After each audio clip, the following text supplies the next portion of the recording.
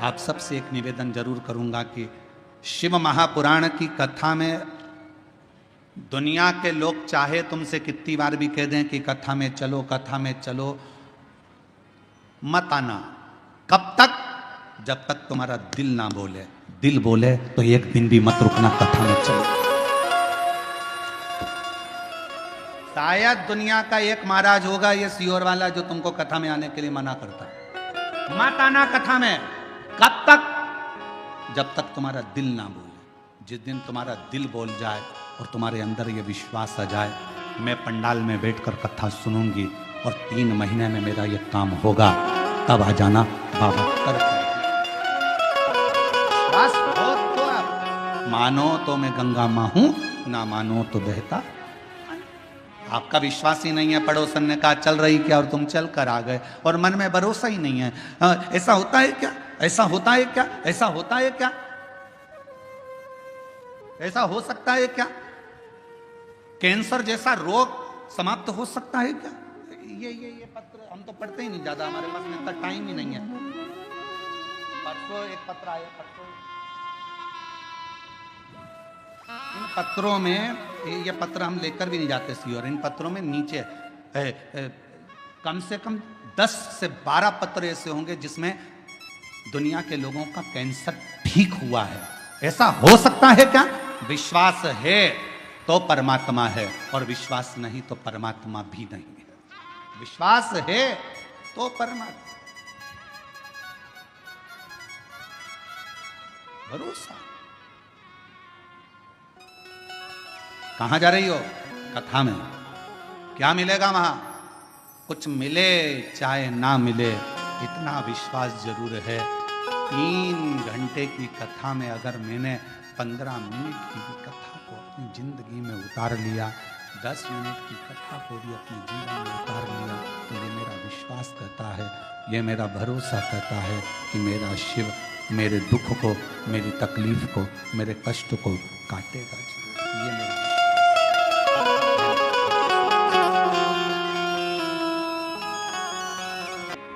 सुबह सुबह शिव जी के मंदिर जाते हो आप लोग, 1 लोटा जल चढ़ाने के लिए जाते हो। शंकर जी के मंदिर में जो निर्माल्य पड़ा रहता है, इधर उधर अगर कोई फूल पत्ती बेलपत्र सामग्री पड़ी रहती है, उसको उठाकर एक और जब रखो तो उसको प्रणाम करा करो। क्यों? किस लिए? शंकुकर्ण की कथा कहती है, निर्माल्य को उठाकर जो मस्तक से लगाकर प्रणाम कर कर विसर्जन में रखता है, विसर्जन की ओर रखता है, उसके अंदर एक ऐसा बल उत्पन्न हो जाता है कि मात्र वो किसी पर अपनी दृष्टि भी डाल देता है तो प्रेत जीवों का भी उद्धार हो जाता है। वो निर्माल्य में, विसर्जन करी हुई निर्माल्य में इतना बल उत्पन्न होता है हमारा।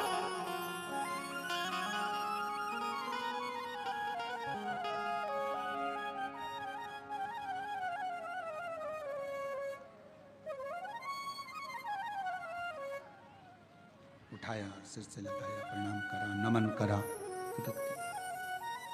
प्रणाम कर कर विसर्जन में रखा। शंकुकर्ण गंगा जी का स्नान करता, विश्वनाथ का मंदिर का बुआरी लगाता, सफाई करता, निर्माल्य उठाता, विसर्जन में रखता। समय बीत गया। एक बार शंकुकर्ण गंगा जी का स्नान कर कर, निर्माल्य विसर्जन कर कर आ रहा था, तो क्या देखता है कि एक दुबला पतला सा, जिसकी केवल हड्डियां हैं, कहीं कहीं पर उसके मांस है, और शरीर के नेत्र बड़े विशाल हैं, दांत बहुत बाहर निकले हुए हैं, बड़े बड़े कान है, शीश बहुत बड़ा है। उसको देखकर आश्चर्य हुआ उसे। ये कौन है? ये है कौन? उसको बड़ा आश्चर्य। शंकुकर्ण ने थोड़ी देर तक उसको देखा। बेलपत्र शिव महापुराण की कथा बेजापुर में चल रही है। पूरा विश्व, केवल भारत देश से ही नहीं, विदेश के लोग भी इस शिव महापुराण की कथा का बहुत समय से इंतजार कर रहे थे कि एक बार बेलपत्र शिव पुराण सुनने को मिले, और वो कथा बेजापुर वालों को मिली। बहुत ध्यान से सुनना इस कथा का। एक एक कथा के क्रम को श्रवण करिएगा जरा। बेजापुर की जो कथा चल रही है बेलपत्र, यह कोई साधारण कथा नहीं, इसको धारण करिए। बड़े बड़े कान हैं, बड़ा शीश है, बड़ी आंखें हैं, चेहरे पर तो मांस था, छाती पर से मांस हट गया, कंकाल दिख रहा था, चमड़ी नहीं थी, केवल हड्डी थी। पेट आया, पेट पर मांस दिखा, जंघा आई तो कंकाल हो गया। घुटने पर कंकाल था, फिर मांस आया, फिर कंकाल था। समझ नहीं आया ये कौन है। देखते देखते शंकुकर्ण वहां से निकल गया। थोड़ी दूर चलने पर शंकुकर्ण ने क्या देखा कि पीछे पीछे एक, जिस व्यक्ति को मैंने देखा था, जिस पिशाच को मैंने देखा था, जिस भूत को मैंने देखा था, जिस पिशाच को मैंने देखा था, वो पिशाच पीछे पीछे चल रहा, वो भूत पीछे पीछे।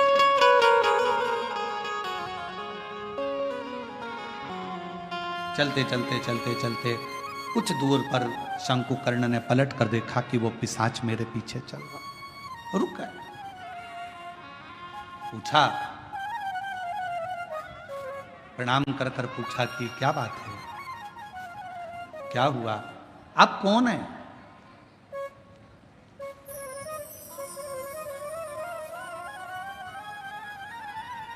कहां के रहने वाले हो, कहां से आए हो? मैं आपको पहचानता नहीं हूं, आप कौन है?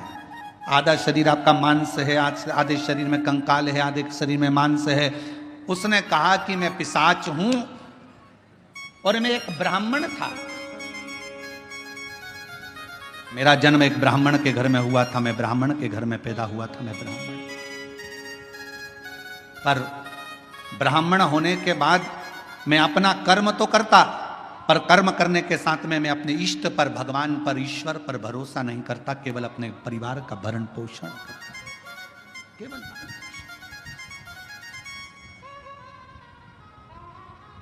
थोड़ा सावधानी रखना,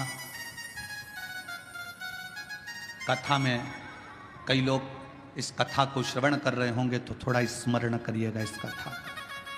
मैं ब्राह्मण कुल में जन्मा हूं, ब्राह्मण कुल में मेरा जन्म हुआ, पर मैं अपने कर्म पर ध्यान ना देते हुए परिवार के भरण पोषण के लिए कमाता तो था, परिवार के लिए लाता भी था, पर मैं भगवान पर भरोसा नहीं करता था, विश्वास नहीं था, मैं करता कर्म वही।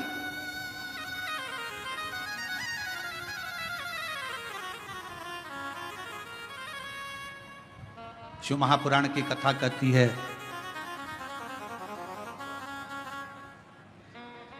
वो कौन सा ब्राह्मण होता है जिस ब्राह्मण के जीवन में कभी दुख नहीं आता?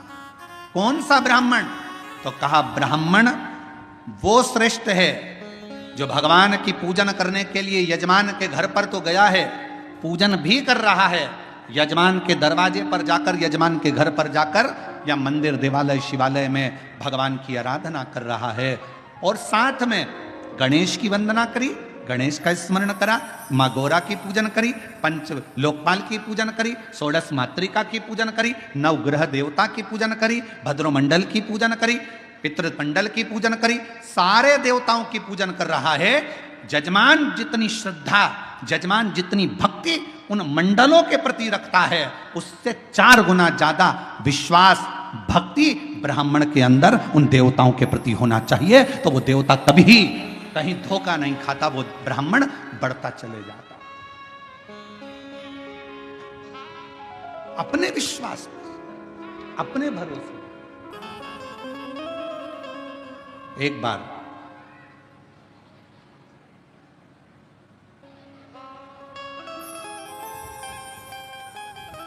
मैं एक देव स्थान पर दर्शन के लिए गया, अपनी अर्धांगिनी को लेकर, बच्चों को लेकर। अर्धांगिनी और बच्चों ने जिद करी तो मैं उनको लेकर एक देव स्थान पहुंचा, और उस देव स्थान पर पहुंचने के बाद वहां पर मुझे प्रसाद दिया गया। उसी प्रसाद में रखकर एक बेलपत्र मुझे दी गई।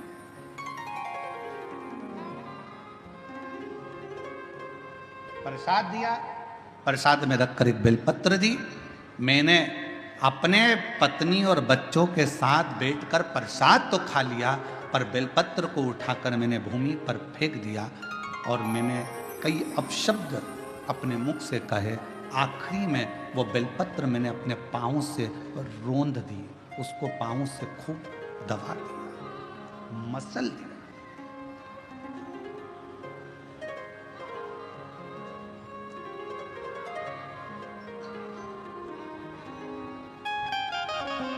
एक बेलपत्र दी गई।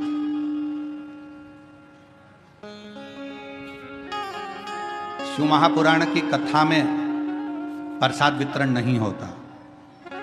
शिव महापुराण की कथा में आपको कोई गिफ्ट, कोई सामान यहां से नहीं दिया जाता। शिव महापुराण की कथा में अगर दी जाती है तो केवल एक बेलपत्र दी जाती है। क्यों? क्योंकि हमारा शास्त्र कहता है, पद्म पुराण कहती है, अग्नि पुराण कहती है, नर्मदा पुराण कहती है, देवी भागवत कहती है, स्वयं विष्णु पुराण कहती है, स्वयं बरहा पुराण कहती है, वामन पुराण कहती है। एक बेलपत्र अगर किसी को दी जाती है तो 1.25 मन सोने के सिंहासन पर बैठे हुए शालिग्राम का दान करने के बराबर एक बेलपत्र का दान माना गया।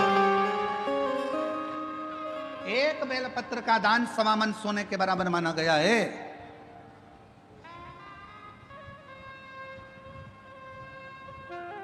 मेरा अंदाजा नहीं रहा। बेलपत्र को मैंने पटक दिया, प्रसाद को हम लोगों ने पा लिया, प्रसाद पाया।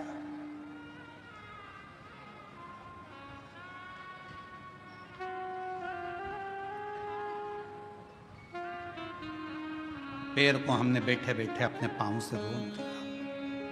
समय निकला, मेरे प्राण छूट गए, मर कर गया। सामने यम की कैद पर चढ़ा।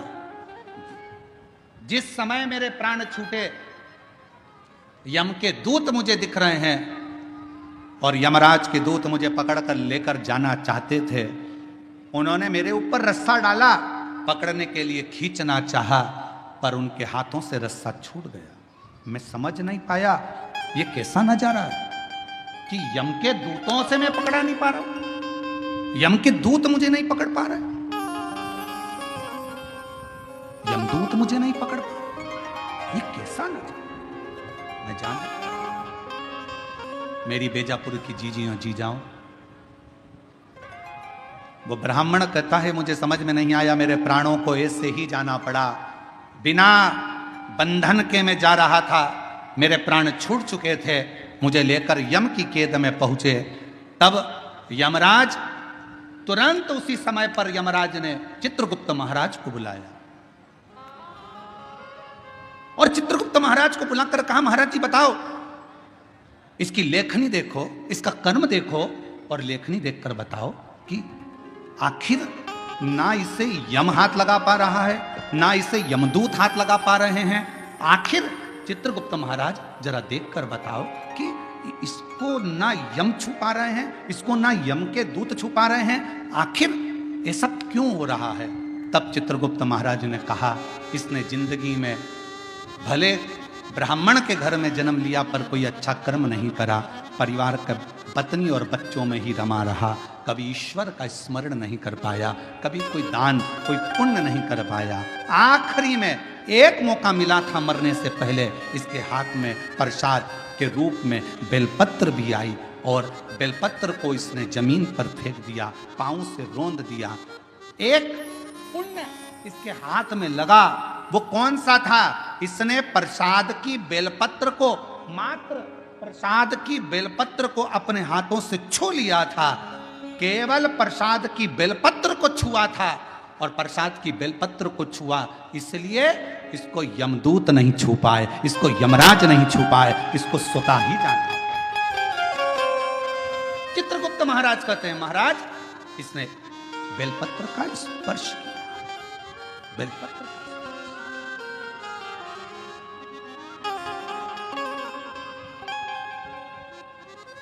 कहा, चित्रगुप्त महाराज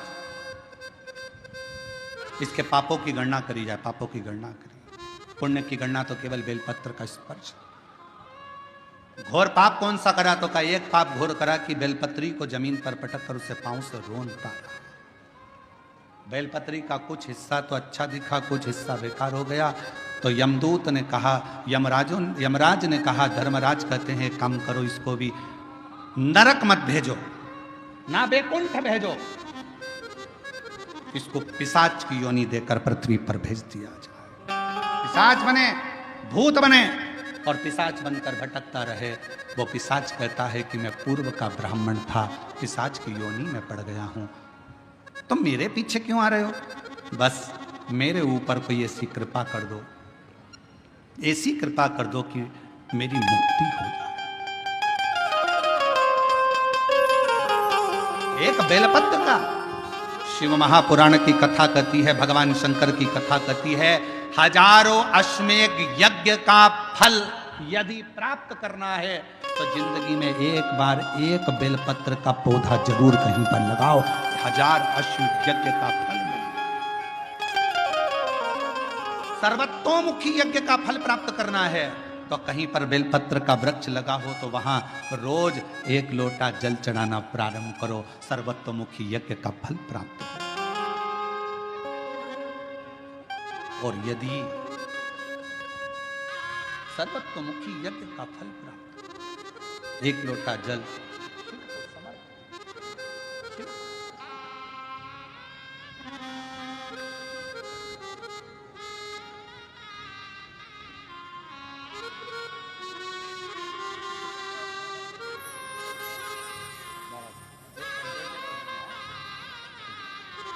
बेटे का पुलिस में नौकरी लगा है। जीजी बोल रही इतनी मेहनत करी, 7 साल में हार गया था, पर शिव जी की कृपा से आखिर नौकरी लग गई।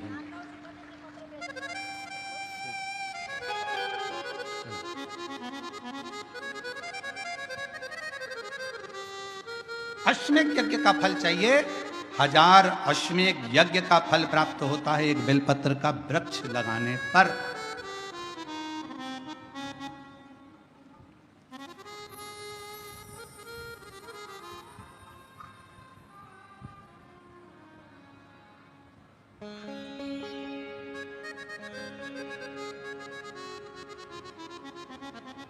हजारों सर्वतोमुखी यज्ञ का फल प्राप्त हो जाता है, 1 लोटा जल बेलपत्र के वृक्ष में चढ़ाना।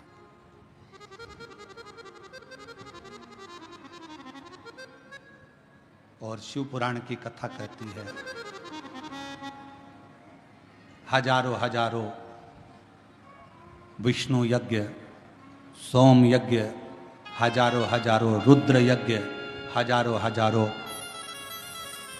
देवी यज्ञ, हजारों हजारों सिद्धि यज्ञ, सारे यज्ञों का अगर पुण्य फल प्राप्त करना है तो 3 वृक्ष ऐसे हैं जिन वृक्ष की त्रिवेणी में अगर एक बार भी अगर मौका लग जाए इन 3 वृक्षों का स्मरण करने में, पहले नंबर का बेलपत्र का वृक्ष, दूसरे नंबर का पीपल का वृक्ष, तीसरे नंबर पर है महाराज भगवान देवाधिदेव महादेव की कृपा से शमी का वृक्ष।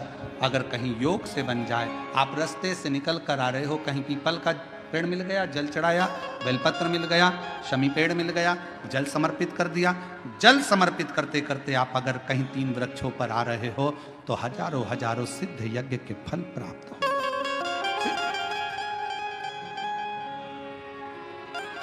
और यदि ये सब नहीं कर सको तो एक बेलपत्र के वृक्ष की सेवा जरूर।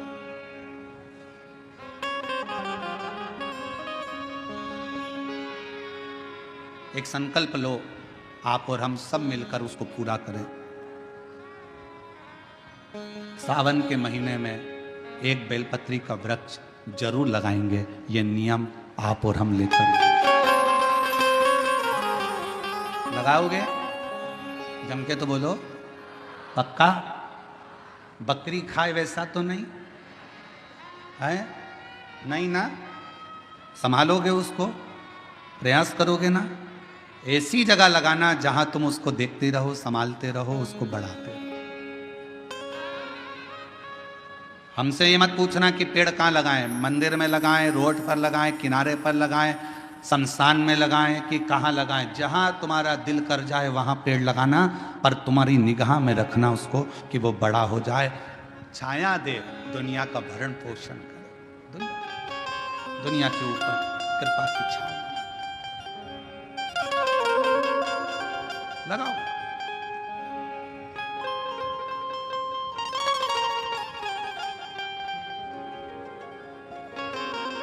शंकुकर्ण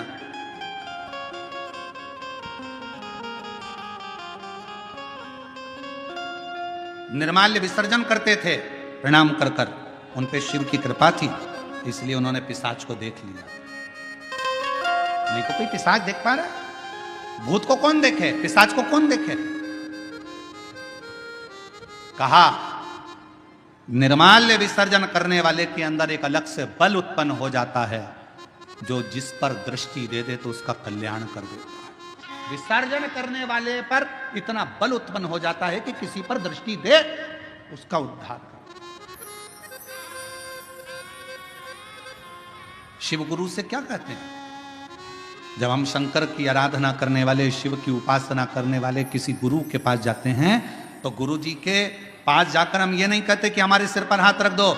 शिव की आराधना करने वाले, शंकर की उपासना करने वाले गुरु से हम ये नहीं कहते कि मेरा कल्याण कर दो। शंकर की आराधना करने वाले शिव गुरु से हम एक बात कहते हैं, गुरु जी बस एक काम करो, हमको एक बार देख तो लो, क्योंकि गुरु की दृष्टि ही मिल गई तो उससे हमारा कल्याण निश्चित है। देखो तो वो एक गीत गाया बहुत पहले का, आप लोगों के याद होगा, आ बैठ मेरे पास तुझे देखता रहूं, ना तुम कुछ मैं कुछ कहूं, बैठ मेरे पास तुझे देखता रहूं। शिव कथा कर रही है अपने गुरु के सम्मुख में, शिव गुरु की साक्षी में। कोई शंकर की आराधना करने वाला, शिव की उपासना करने वाला, शंकर का स्मरण करने वाला, शंकर का मंत्र जाप करने वाला कोई सदगुरु तुमको मिल जाए, बस इतना कह देना, गुरुदेव एक बार बस देख लो, उतने में हमारा कल्याण है। आपकी दृष्टि पड़ गई, ये निश्चित है कि मेरा कल्याण हो।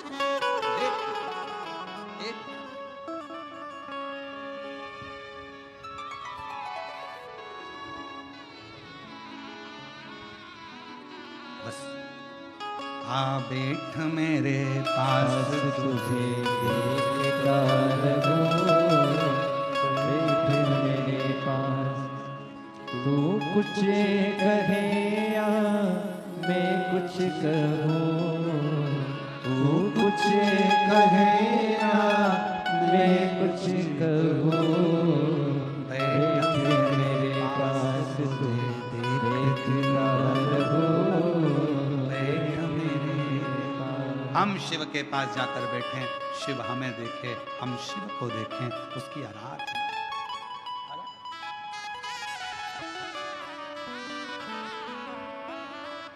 शिव की भक्ति। यहाँ बैठे हैं हमारे संचेती परिवार की बहुएं भी बैठी हैं, बेटियां बैठी हैं, संचेती परिवार बैठा हुआ है। साथ में हम छत्रपति संभाजी नगर कथा करे जयसवाल जी भी यहाँ पर बैठे हुए हैं। आप तो इनसे और भी जहाँ जहाँ हमने कथा करी है वो सब अगर कहीं बैठे होंगे तो उनसे पूछना। हम 4 दिन तक किसी से नहीं मिलते, हमारा भजन भला, भक्ति करो, भजन करो, अपने ठाकुर जी की सेवा, शिव जी का अभिषेक, आराधना, हमारा जो मंत्र जाप है, हम 4 दिन उसमें इतने लगे रहते हैं, इतने लगे रहते हैं कि हम किसी से नहीं मिलते। आप पूछना संचेती परिवार से, क्या इनसे मिलने हम नीचे कभी आए हों? इनके कक्ष से भी हम नीचे उतर कर नहीं आते। हम जहाँ अपना भजन, अपना मंत्र जाप, अपना स्मरण, बस। और जहाँ हमने छत्रपति संभाजी नगर में विधायक महोदय कथा करवाए थे, उनके भी पुत्र बैठे हुए हैं, ऋषिकेश जायसवाल। आप इनसे भी पूछना। हम इन्हीं के घर में रुके थे, पर हम कमरे से बाहर नहीं निकलते थे। हमारा भजन निकलते वही बात है ना, आ बैठ मेरे पास तुझे देखता रहूं,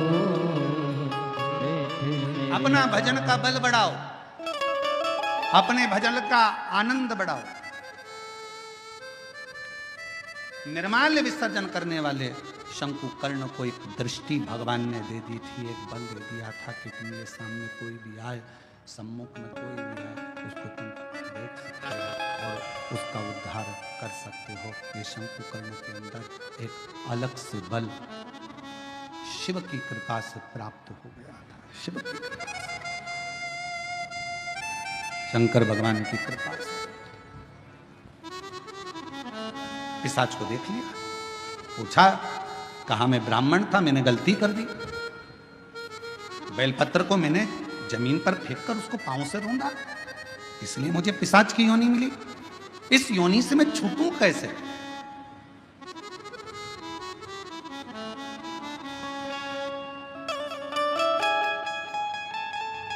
कैसे छूटूं? कोई इसका उपाय है?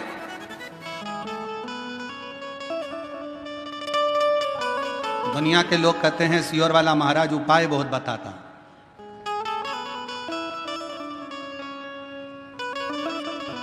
रामचरितमानस को उठाकर देखिए, जब दशरथ जी के घर में संतान की प्राप्ति नहीं हुई तब उन्होंने गुरु जी के पास जाकर उपाय पूछा था कि कोई उपाय बताओ। हमारे यहाँ की पूरी पुराणों में यही लिखा है कि उपाय तो हमारी एक एक पुराण में लिखा है। भगवान कृष्ण के घर में जब संतान नहीं हुई, 16,108 रानियां हो गई, संतान का सुख नहीं हुआ, तब भगवान स्वयं गुरु बाबा के कहने पर, गर्गाचार्य बाबा के कहने पर उनसे निवेदन करा, मेरे घर में औलाद नहीं, संतान नहीं, कोई उपाय बताओ। कहा एक एक रानी के साथ में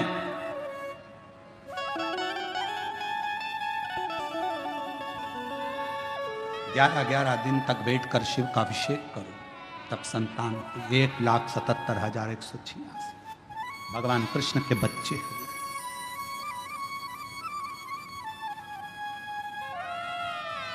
लोग कहते हैं सियोर वाले महाराज जी उपाय बताते रहते हैं, उपाय क्यों ना बताएं? हमारी पूरी पुराण उपाय में, पूरी शास्त्र हमारे उपायों में। हम कौन सा उपाय करें जिससे हमको ये फल मिल जाए? और केवल वहीं तक नहीं, अगर डॉक्टर के पास जाओगे तो डॉक्टर भी आपको कोई ना कोई उपाय जरूर बताएगा। देखो वजन बढ़ रहा है, 10 किलो वजन कम करना है, मॉर्निंग वॉक करो। उपाय बताया कि नहीं बताया? वजन बढ़ रहा है, शाम का खाना सोने से 2 घंटे पहले खाओ, वजन बढ़ रहा है। बोलो डॉक्टर ने उपाय बताया कि नहीं बताया? डॉक्टर ने कहा रात्रि के सवेरे का खाना डट के खाओ, पर रात्रि का खाना हल्का खाओ। डॉक्टर ने 84 बोल सही है कि गलत? उपाय बताया कि नहीं बताया? उपाय डॉक्टर भी बताता है कि तुम्हारा वजन बढ़ रहा है, ये उपाय करना, ऐसा करना, वैसा करना। तो जब डॉक्टर उपाय बता रहा है, इंजीनियर के पास जाओगे, क्यों साहब हमारा मकान थोड़ा सा गड़बड़ हो रहा है, कोई उपाय बताओ। इंजीनियर कहेगा इधर से कॉलम डाल दो, इधर से बीम इधर से कर दो, और ऐसा करो, टेरिस को ऐसा कर दो, गार्डन को ऐसा कर दो। उपाय उसने भी बता दिया। डॉक्टर के पास जाओ, उसके पास भी उपाय था। फिर पहुंचे टीचर के पास, सर अगर मुझे अच्छे नंबर से पास होना है तो कोई उसका उपाय बताओ। टीचर ने कहा देखो टाइम टेबल बनाओ, अपने टेबल पे चिपकाओ, इतनी बजे ये करना, इतनी बजे ये सब्जेक्ट पढ़ना, उतनी बजे ये सब्जेक्ट पढ़ना। टीचर ने भी उपाय बताया। रजिस्ट्री करवाने गए जमीन की, क्यों साहब जमीन तो इतनी महंगी है, रजिस्ट्री का कितना चार्ज आएगा? थोड़ा कम ज्यादा में करना हो तो क्या करना पड़ेगा? उसने भी उपाय बता दिया, ऐसे करना, इसको तुम ऐसे में करना, उसको तुम खेती में कर लेना, इसमें तुमको ऐसा फायदा हो जाए। उसमें भी उपाय। और नाम धर रहा है प्रदीप मिश्रा जी, उपाय बताते हैं।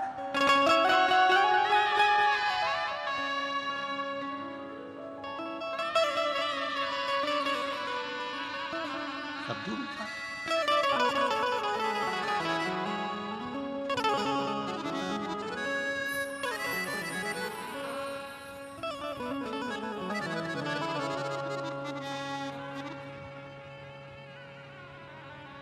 पर कोई कोई तो बदनाम ही रहता है, ये पक्का।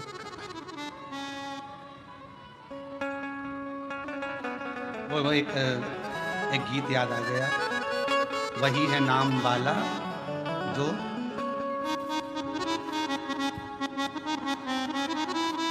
वही है नाम वाला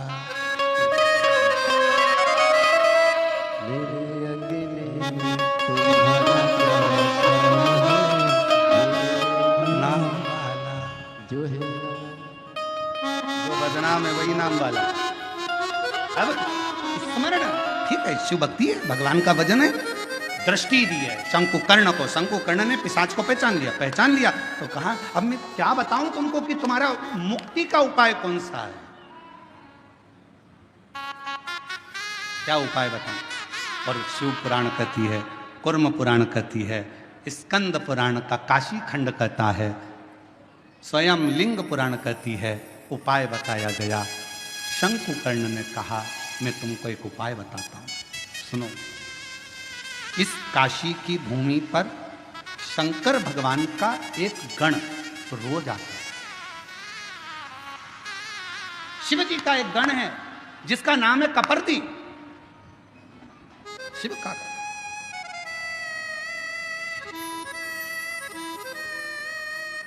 शिव जी का एक गण है जिसका नाम है कपर्दी। नाम बोलो, कपर्दी। सब बोलो जरा, कपर। शिव जी का है। अच्छा, कपर्दी नहीं बोल सकते तो काशी में एक शंकर जी का शिवलिंग है जिसको सारी दुनिया भजती है, और अगर उस शिवलिंग का दर्शन ना किया जाए तो 12 ज्योतिर्लिंग के दर्शन का भी आनंद फल नहीं माना गया। उसका नाम है कपर्दीश्वर महादेव, काशी में।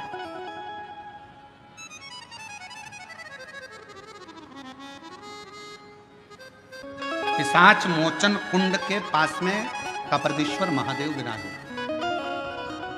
कौन कौन ने दर्शन किए हैं? कभी आप लोग काशी गए होंगे, करें आप लोगों ने दर्शन? प्रणाम, आपको बहुत बहुत नमन है अगर आप लोगों ने कपर्दीश्वर महादेव पिशाच कुंड के, पिशाच मोचन जो कुंड है काशी में, बस उसी के तट पर विराजमान है मेरे कपर्दीश्वर महादेव।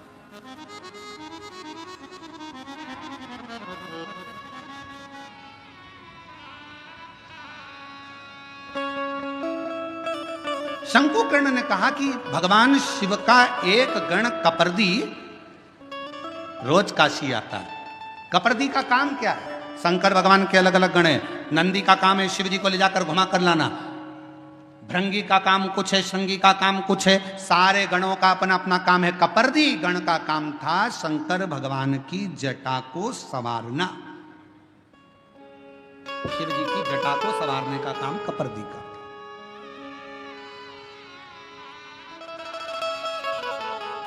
बोल कपर्दीश्वर महादेव की हर हर महादेव। बोल बम का नारा है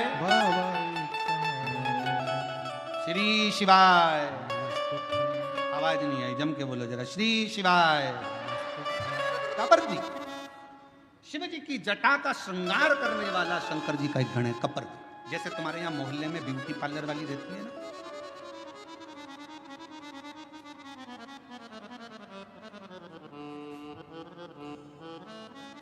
हम संचेती जी क्या रुके हुए ना, तो उनके बंगले से इधर बाहर निकलो, बाहर निकल कर थोड़ा सा और आगे आओ, और राइट में चलते चलते 3 पार्लर पड़ते हैं।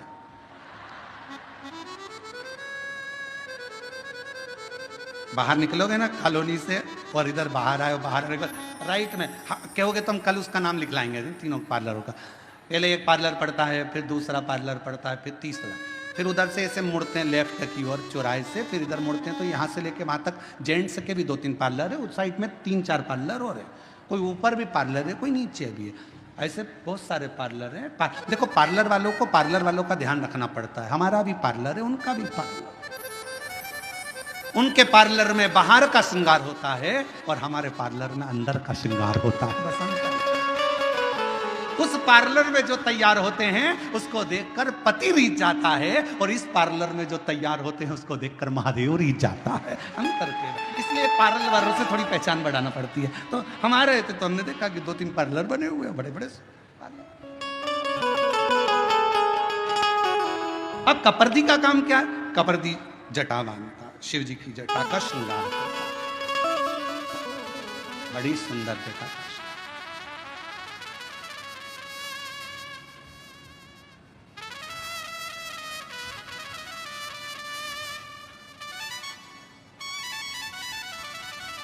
कपर्दी का काम जटा बांधने का, बड़ी सुंदर जटा।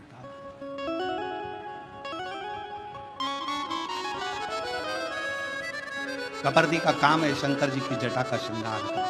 वो कहते हैं टेढ़ा सा चंद्र सिर पर रखा है किस अदा से।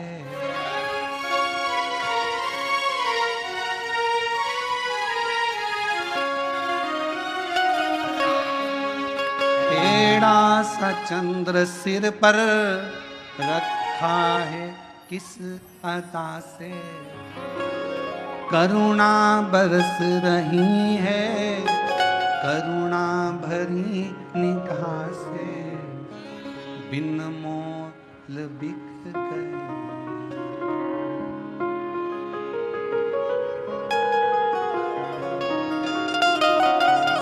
और फूलों से सजे